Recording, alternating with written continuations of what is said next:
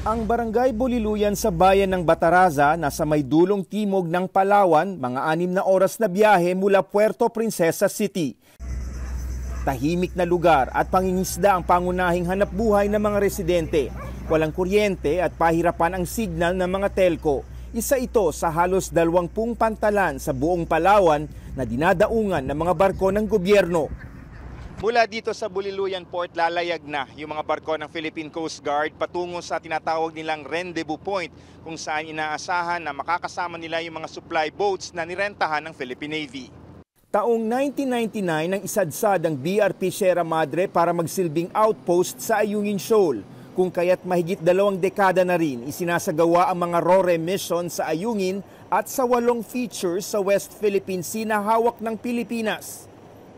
Isa sa mga hamon sa ganito mga misyon ay kung paano suungin ang ganitong mga alon, lalo na kung masama ang panahon.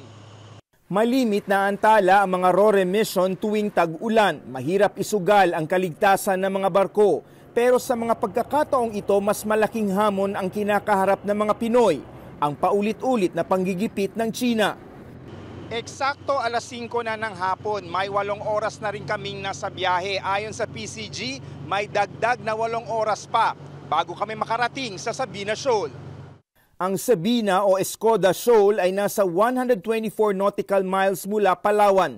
Dito magtatagpo ang supply boats at Coast Guard vessels na aalalay sa kanila. Matapos ang kalahating araw na pagbiyahe, nagsama na rin ang mga barko ng Philippine Coast Guard at yung mga nirentahang supply boat ng Philippine Navy. Hudyat ito na sabay na silang babiyahe at ilang oras na lang ang kanilang destinasyon, ang Ayungin Shoal.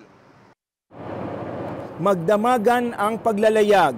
Kasabay ng pagsabog ng liwanag, mas dama na ang namumuong tensyon. Binubuntutan at pinanggigitnaan ang PCG at supply boats ng mga barko ng China Coast Guard. 7:30 na ng umaga, bumabagal, bumibilis ang mga barko ng Pilipinas. Ayon sa PCG, may 18 nautical miles pa bago namin marating ang Ayungin Shoal at nakapalibot sa amin base sa paunang bilang di bababa sa 4 hanggang 6 na mga barko ng China. Halos buong umaga ang habulan, pilit na kumakawala ang mga barko ng Pilipinas sa pangaharang ng mga mas malalaking barko ng China. Alas 10 na ng umaga at ayon sa PCG, kasalukuyan ng isinasagawa ang resupply mission sa loob ng Ayungin Shoal dahil nakapasok na doon yung 2 supply boats ng Philippine Navy.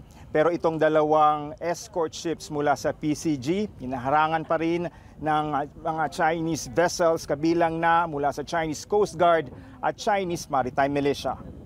Bago magtanghali, unti-unting humupa ang tensyon pero umaaligid pa rin ang mga barko ng China sa 2 PCG escort vessels.